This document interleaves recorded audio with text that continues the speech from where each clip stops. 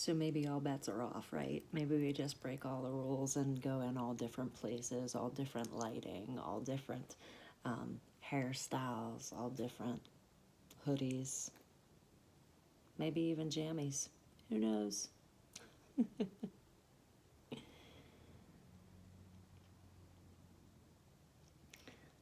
Oh gosh, my phone might even be upside down right now. That would be a pleasure for you to get to see me reading about the upside down kingdom upside down.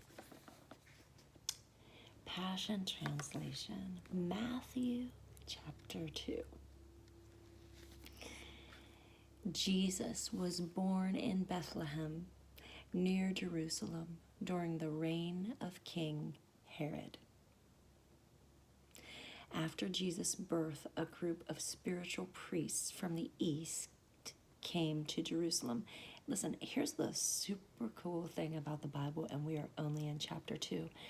It's historically proven, like this is a history book. It's also the Word of God, and it will change you. It is changing me. So after Jesus' birth, a group of spiritual priests came from the east. They came to Jerusalem and inquired of the people, "Where is the child who is born king of the Jewish people? We observed his star rising in the sky, and we've come to bow before him in worship." King Herod was shaken to the core when he heard this, and not only him, but all of Jerusalem was disturbed when they heard this news. So he called a meeting of the Jewish ruling priests and religious scholars, demanding that they tell him where the promised Messiah was prophesied to be born. "He'll be born in Bethlehem in the land of Judea," they told him, "because the prophecy states, 'And you, little Bethlehem, are not insignificant among the clans of Judah, for out of you will emerge the shepherd king of my people Israel.'" Dude, can you even imagine being those people? 2,000 years ago, we're talking about like this king coming, and he's referred to as a shepherd. Like, what must they have been thinking? They don't have all this Bible that we have. They didn't know. What must they have been thinking? What? So even in this book of Matthew in the New Testament, he's referring back to stuff that was talked about in the Old Testament, like just, all the people that were born that we talked about in chapter 1. Now he's talking about what it was said was going to happen, a prophecy, something that's going to happen in the future. They're referring to it. It had already been written in the scrolls for years. Then Herod secretly summoned the spiritual priests from the east. That's what we refer to as the wise men, to ascertain the exact time the star first appeared. And he told them, "Now go to Bethlehem and carefully look there for the child.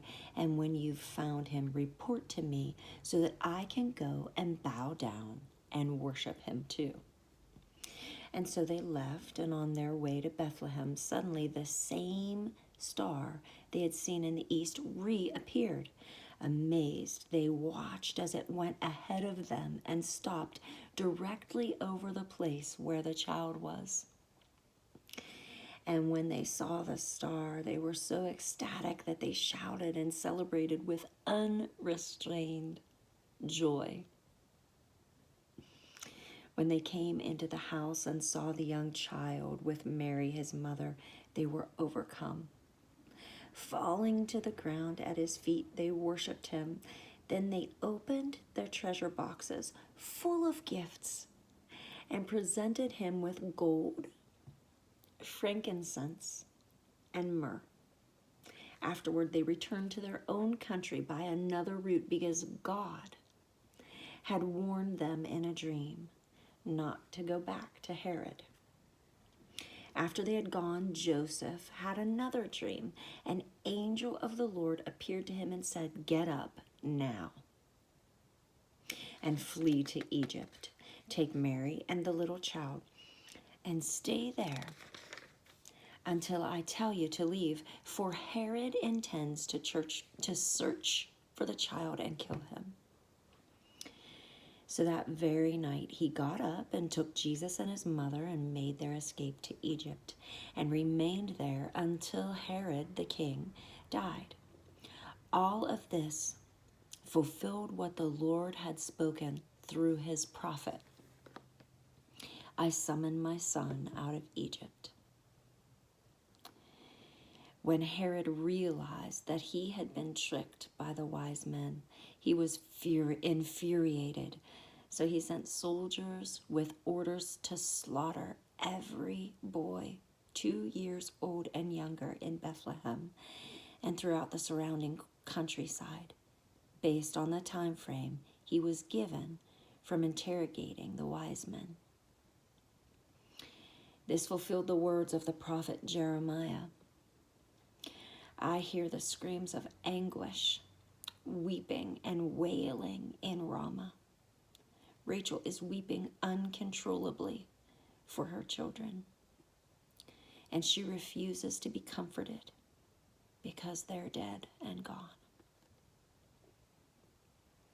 After Herod died, the angel of the Lord appeared again to Joseph in a dream while he was still in Egypt, saying, "Go back to the land of Israel and take the child and his mother with you, for those who sought to kill the child are dead." So he awoke and took Jesus and Mary and returned to the land of Israel. But when he heard that Archelaus, Herod's son, had succeeded him as ruler over all the territory of Judah, he was afraid to go back. Then he had another dream from God. Don't discount your dreams, y'all. Like, how many dreams is this in one chapter of the Bible where God's like talking to people through dreams? Angels are coming to people in dreams. Don't discount those dreams. It might not be that pizza you ate last night. Then Joseph had another dream from God, warning him to avoid the region and instructing him instead to go to the province of Galilee.